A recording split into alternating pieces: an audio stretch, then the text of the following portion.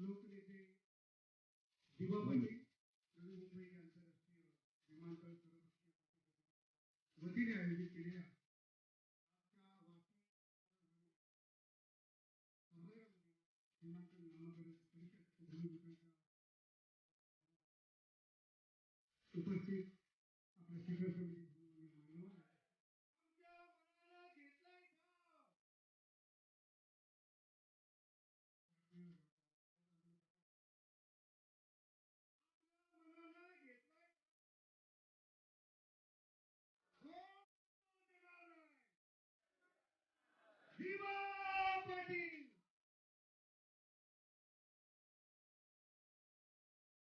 कार्यक्रमाविषयी आपल्या सर्वांना आज आपण या ठिकाणी जमलेलो आहोत कारण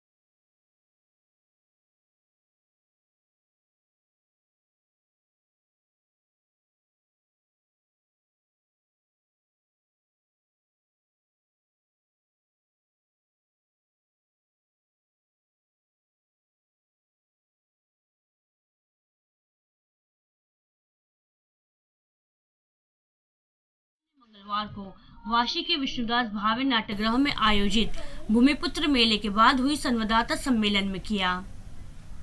दशरथ पाटिल ने इस अवसर पर यह भी स्पष्ट किया, हालांकि कोरोना आदि के कारण हवाई अड्डे के नामकरण की लड़ाई बाधित हुई, लेकिन आंदोलन रुका नहीं है।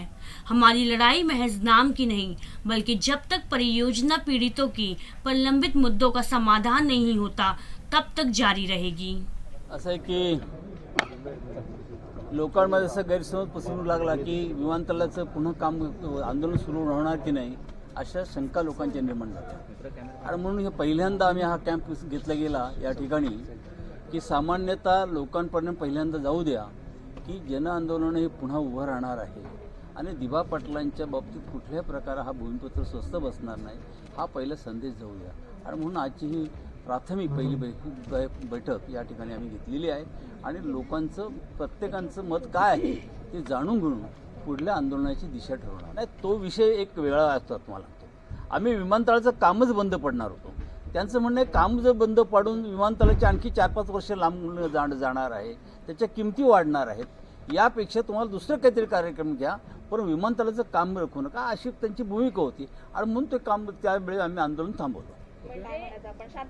आम्ही शेवटी बघा असं आहे की या देशामध्ये महात्मा गांधी, जयप्रकाश नारायण किंवा साने गुरुजी यांनी जो आदर्श दिला तो पहिल्यांदा आम्ही करणार। ये देखो ऐसा है कि दलित पैंथर ने जो मराठा विद्यापीठ नामांकन के लिए 12 बरस आंदोलन शुरू किया, वो दिशा के बारे में मैं इतना ही बोल रहा हूँ कि आने वाले जो हमारे सभी विभागों का जो बैठक होगी उसमें से जो हमारा जो एक कमेटी है उनमें हम डिसाइड करेंगे और 1 तारीख के बाद हम एक पत्रकार। इस अवसर पर लोकनेता रामशेठ ठाकुर ने तीव्र भूमिका दर्शाई।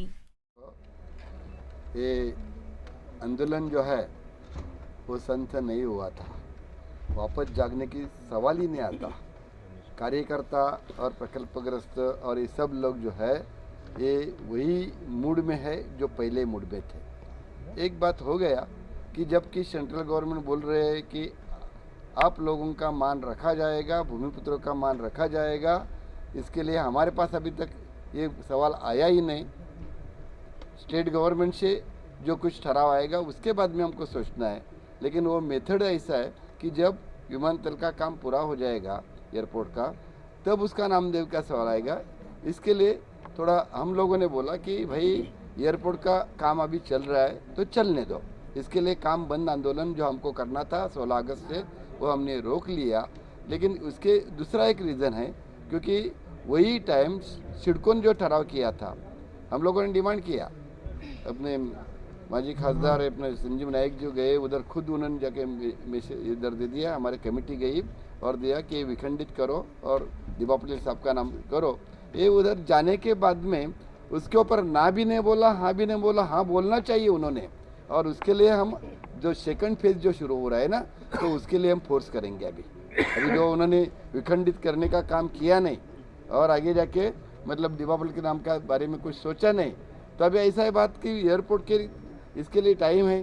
गवर्नमेंट में अब तक बाला साहब ठाकरे का नाम आगे भेजा नहीं, तब तक के लिए हमको ज़्यादा जल्दी नहीं है। लेकिन ऐसा अगर करने को जाएंगे, वापस अगर वही नाम आगे ढकलना चाहेंगे, तो हम लोग बहुत ज़ोर से और बड़ी संख्या में एक साथ हो जाएंगे और शांततापूर्ण, लेकिन गवर्नमेंट का कौन सा भी अत्याचार को बिना रोके हम आगे जाएंगे और दीपा पटेल का नाम यहाँ लेके रखें। तो वहीं विधायक प्रशांत ठाकुर ने परियोजना बाधित लोगों की स्थिति को दर्शाया। ये डिमांड लेकर हमारी कृति समिति की स्थापना हुई और कृति समिति के माध्यम से हमने आंदोलन की शुरुआत की। यद्यपि हमें जो एयरपोर्ट को दीपा पाटिल जी का नाम दिया जाए, ये हमारी डिमांड के ऊपर हमारे आदरणीय मिनिस्टर सिंधिया जी ने, ज्योतिरादित्य सिंधिया जी ने जो एश्योरेंस दिया है कि इसके बारे में सकारात्मक दृष्टिकोण रखेंगे। कोविड का समय था, कोविड का बहुत कहर था और उसकी वजह से, और उन्होंने कहा कि 3-4 साल तक ये एयरपोर्ट ही नहीं बनेगा और एयरपोर्ट नहीं बनेगा तो इस आंदोलन अभी आप इसको करोगे तो उससे ये काम ही पूरा बंद पड़ जाएगा। तो इसके लिए उनके बात को मानते हुए हमने आंदोलन स्थगित किया था। हम अभी आंदोलन जो लेकर आगे चल रहे हैं वो मांग चूँकि हमारी कायम है।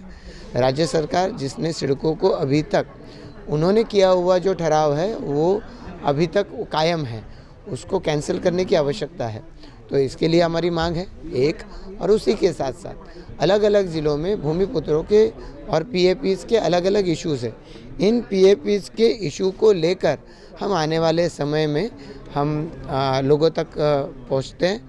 लोगों की अपेक्षाएं हैं कि ऐसे इश्यूज़ को ध्यान में लेकर भी हमने काम करने की आवश्यकता है और इसके लिए अलग अलग ज़िलों में जाकर हम ये आंदोलन करेंगे और आने वाले समय में ऐसे सारे इश्यूज़ के बारे में स्टेट गवर्नमेंट से मांग करेंगे कि अब तक जो ठाणे रायगढ़ डिस्ट्रिक्ट के पीएपीज़ है जिन्होंने यहाँ के बड़े बड़े प्रोजेक्ट के लिए अपनी या तो ज़मीन या अपना घर सरेंडर किया पर अभी तक उसको पूरी तरीके से न्याय नहीं मिला, तो ऐसे लोगों की अलग अलग मांगों को पूरा करने के लिए अब कोई एक हम कहेंगे कालबद्ध ऐसा कोई एक कार्यक्रम रखें और उसको लेकर हम लोग गवर्नमेंट के से आज मांग करेंगे। आने वाले समय में गवर्नमेंट ने इसकी ओर अगर ध्यान नहीं दिया तो हम आने वाले समय में उसके लिए आंदोलन भी करेंगे। नहीं, ऐसा है कि एयरपोर्ट नवी मुंबई में बन रहा है पर उसके लिए सपोर्ट ठाणे डिस्ट्रिक्ट के सारे लोगों ने किया, मुंबई के लोगों ने किया, रायगढ़ डिस्ट्रिक्ट के लोगों ने किया। तो वो लोग क्यों आए? वो लोग इसके लिए आए कि दीपा पाटिल जी का नाम, उनका नाम के प्रति उनके मन में जो सम्मान है वो सम्मान उनको यहाँ तक खींच के ले गया। लेकिन उससे साथ साथ ही एक इशू ऐसा था कि जहाँ जहाँ पर ये सारे लोग रहे हैं, इन सारे लोगों की अलग अलग समस्याओं की तरफ सरकार ने पूरी तरीके से ध्यान नहीं दिया और उसकी वजह से ये सारे इश्यूज़ आज भी जीवित है।